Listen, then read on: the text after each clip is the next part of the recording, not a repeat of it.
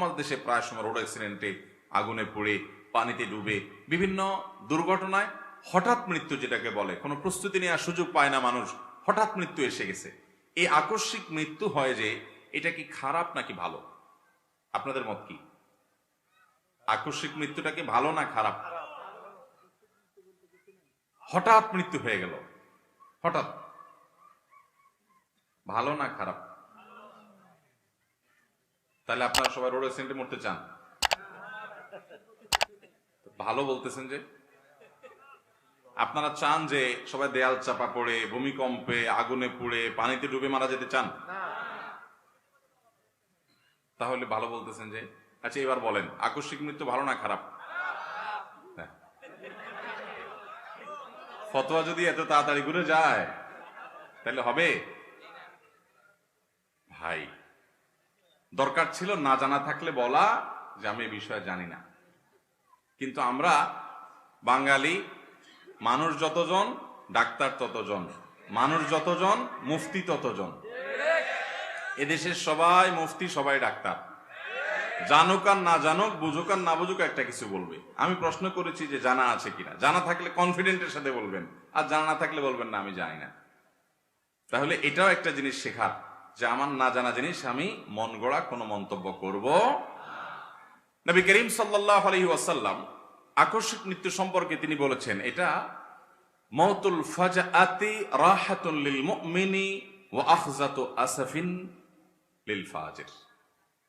আকস্মিক বা হঠাৎ মৃত্যু, যেটা মানুষ বিছানায় শুয়ে অসুস্থ হয়, মৃত্যুসজ্জায় শায়িত হয়, এরপরে সে দুনিয়া থেকে যায়, এটা না, বরং হঠাৎ কোনো দুর্ঘটনায় মৃত্যুবরণ করলো। এই মৃত্যুটা সম্পর্কে নবী সাল্লাল্লাহু আলাইহি ওয়াসাল্লাম বলেছেন, এটা হলো রাহাতুল লিল মুমিন, এটা ঈমানদারের জন্য আরামের, ঈমানদারের জন্য এটা ভালো। কেন? কারণ মৃত্যুর যে যন্ত্রণা, মৃত্যুর যে কষ্ট, এই কষ্ট তাকে পেতে হলো না। সে মুহূর্তের মধ্যে তার রূহ কবজ হয়ে গেল, সে চলে গেল। এবং তার এবং জান্নাতের মধ্যে মৃত্যুটাই বাধা ছিল। যেহেতু সে ঈমানদার, যেহেতু সে মুত্তাকি, যেহেতু সে পরহেজগার, যেহেতু সে হারাম থেকে বেঁচেছিল, যেহেতু সে আল্লাহর ভয়ে গুনাহ থেকে নিজেকে বাঁচিয়ে রেখেছে, সেই পরহেজগার হওয়ার কারণে, মুত্তাকি হওয়ার কারণে, ঈমানদার হওয়ার কারণে এই মওতে ফাজআ বা হঠাৎ মৃত্যুটা তার জন্য ভালো, যে সে হঠাৎ করে মৃত্যু তো হয় নাই, মূলত হঠাৎ করে তার রূহটা জান্নাতে চলে গেছে, যেহেতু সে ঈমানদার। আর যে ফাসিক, যে ফাজের, যে আল্লাহদ্রোহী, যে আল্লাহর নাফরমান, যে গুনাহগার, যে পাপিষ্ঠ, যে অপরাধী, এই লোকটার জন্য আকস্মিক মৃত্যুটা হলো হঠাৎ করে ছো মেরে তাকে জাহান্নামে নিয়ে যাওয়া।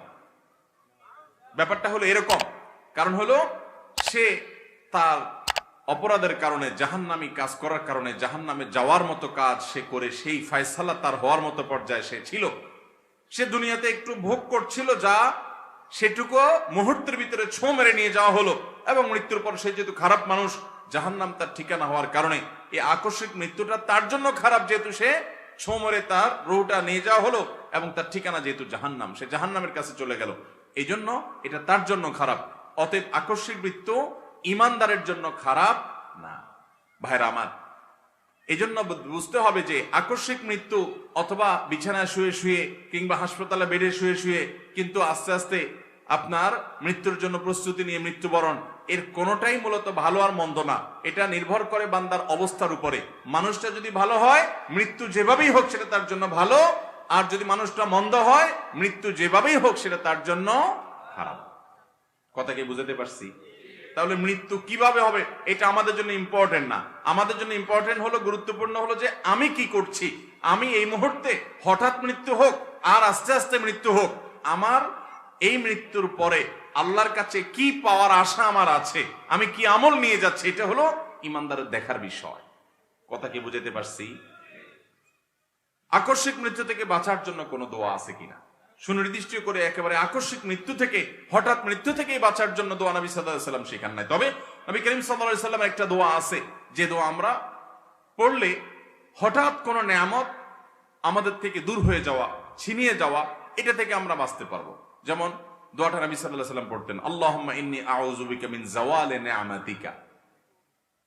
আল্লাহ, আপনার নেয়ামত যেটা আমি ভোগ করছি, এটা আমার থেকে হঠাৎ করে চলে যাবে, এটা থেকে আমি আপনার থেকে পানা চাই। ওয়া তাহাউলি আফিয়াতিকা, এবং আমার যে সুখ এবং শান্তি, যে সুস্থতার মধ্যে আমি আছি, এটা পরিবর্তিত হয়ে অসুস্থতা, অশান্তির মধ্যে যে চলে যাওয়ার আশঙ্কা আছে, ওইটা থেকে আমি আপনার কাছে পানা চাই। ওয়াফাজাআতে নাকমাতিকা ও জামিআ ইসসাখাতিকা, এবং আপনার শাস্তি হঠাৎ করে আমাকে যেন ধরে না ফেলে, আমি যেন তওবা করে দুনিয়া থেকে যেতে পারি। এবং ও জামিআ ইসসাখাতিকা, এবং আপনার যত নারাজি আছে সেটা থেকে যেন আমি পানা চাই, সেটা থেকে আমি যেন বাঁচতে পারি, সেজন্য আমি পানা চাই। নবী সাল্লাল্লাহু আলাইহি ওয়াসাল্লাম এই দোয়া করতেন। এটা দোয়া করা যেতে পারে, এর মানে এই না যে এই দোয়া পড়লে আপনার আর হঠাৎ মৃত্যু হবে না, কিংবা হঠাৎ মৃত্যু হলে সেটা খারাপ হবে। এই দোয়ার মধ্যে বলা আছে যে আল্লাহ আপনার নেয়ামত যেন আমার থেকে ছিনিয়ে না যায়, ছিনিয়ে না নেওয়া হয়, দূর যাতে না হয়, আমার সুস্থতা যেন অসুস্থতায় মানে পরিবর্তিত না হয়ে যায়, এবং আপনার হঠাৎ করে আপনার কোন শাস্তি যেন আমাকে পেয়ে না বসে। হঠাৎ করে মৃত্যু হলো, আবার আমি ফাসেক ফাজের থেকে যদি অবস্থা হয়, তাহলে তো হঠাৎ করে আপনার আযাবে আমি পাকড়াও হয়ে গেলাম, এটা যেন না হয়। অর্থাৎ আমি যেন নিজেকে পরিশুদ্ধ করে তারপর যেতে পারি। এই দোয়া আমরা আল্লাহ রাব্বুল কাছে নিবেদন সব সময় আমরা করব, আর এই সাথে নিজেকে ভালো মানুষ করার চেষ্টা করব। তাহলে আকস্মিক বা হঠাৎ মৃত্যু এরকম কোনো কিছু যায় আসে না আমাদের জন্য, ইনশাআল্লাহ তাআলা।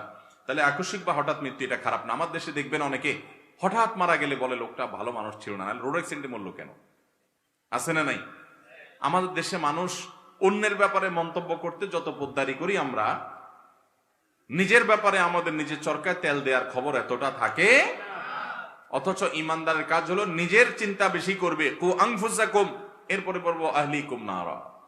অতএব আমরা নিজেদের চিন্তা বেশি বেশি করে করব। দেখবেন ফেসবুকের এই যুগে কে কিভাবে মরা গেল, কে কিভাবে দুনিয়া থেকে চলে গেল, কার কি হলো, মানুষকে নিয়ে মন্তব্য করতে করতে আমাদের দিন যায়। আমার কি হাল আছে, আমার সম্পর্ক আল্লাহর সাথে কতটা আছে, এটা নিয়ে যোগ বিয়োগ করার সময় আমাদের